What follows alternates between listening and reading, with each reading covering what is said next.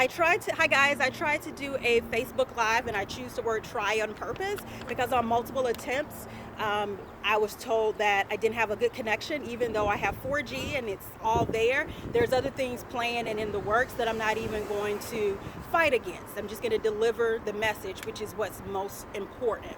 And so today my message is Motivator requires motivation. And I wanted to talk about how that came to be in existence because I'm speaking of me.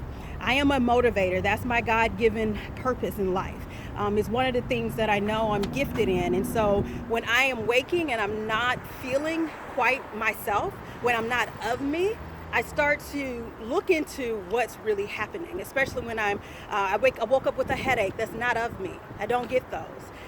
It's not of me to use my affirmations and they not have any meaning and it fills my spirit. I have an affirmation that's my go-to. I'm stronger, wealthier, healthier, happier, and more fit than I was yesterday. That wasn't working for me, and I usually will recite that until it lands in my spirit and it's a belief that I have. That wasn't working for me. So it was just multiple things that I know are not of a mirror. And when that was happening, I said, I require some motivation myself today. My cup feels as if it's a little empty.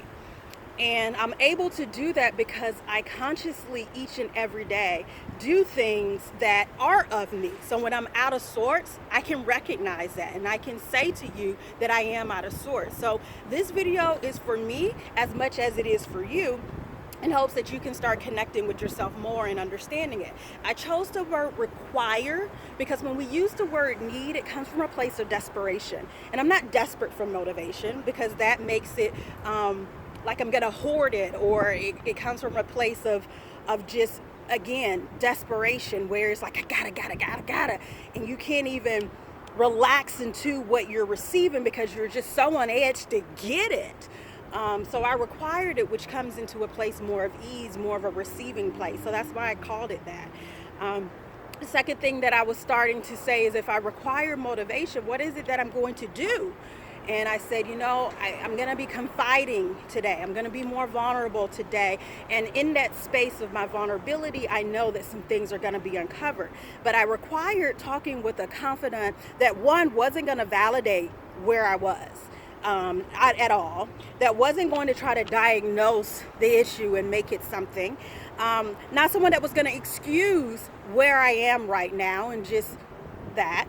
And not someone that was going to coddle me and make me feel like, and do that. I wasn't looking for any of that in the confidant that I was seeking. And so when I talk a lot about having an accountability partner or having someone that you can speak to, it's not for those reasons I just named. It's because you want to have a safe space so that you can just live in whatever you're feeling in the moment and be able to do that unapologetically. Like today, I wasn't feeling it in the beginning. So I was looking and I knew that when it was all said and done, I was going to have a sense of clearing. That's what I was going for. And so I was reflecting on what are those feelings that I'm feeling? Where am I feeling it mostly? Is it in my heart? Is it in my mind? Is it my spirit? Is it within my body? Like, where is the feeling landing primarily? Is it a pressure? Is it a feeling of guilt? Is it a feeling of emptiness? Is it somewhere of loneliness? Because a lot of times in those places, that's where you can be disconnected from yourself.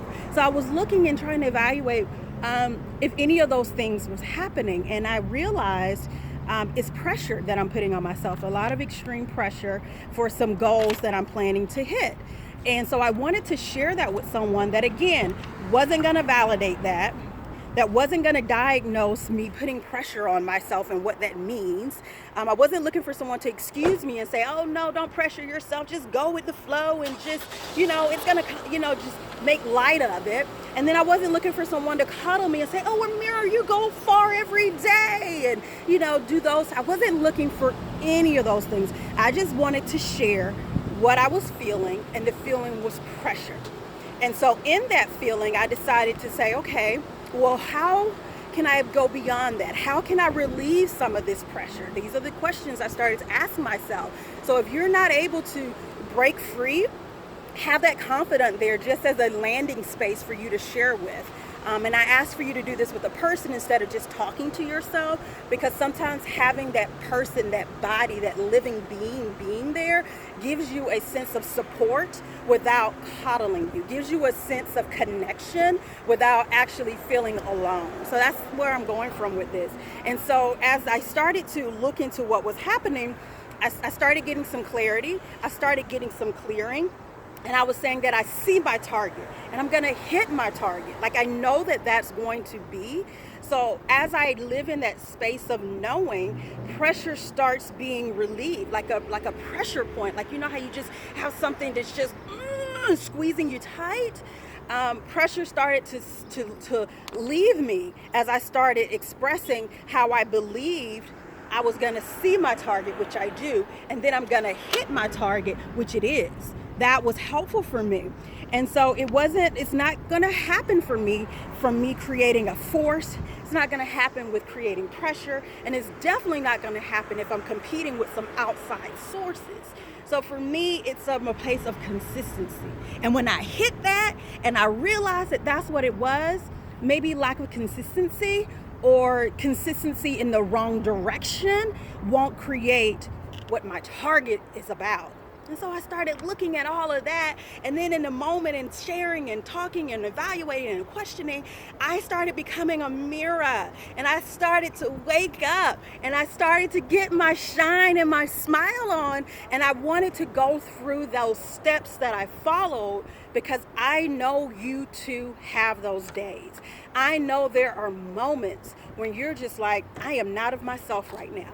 Or you may not even know you're not of yourself. So we're going to start figuring out how you can know when you're not of yourself. Accountability partners like myself and others that are out there, we are good at these things. We are good at walking you through and being a landing space without creating a space of validating or diagnosing all the time or excusing or coddling. When those things are necessary, they're built into the mix.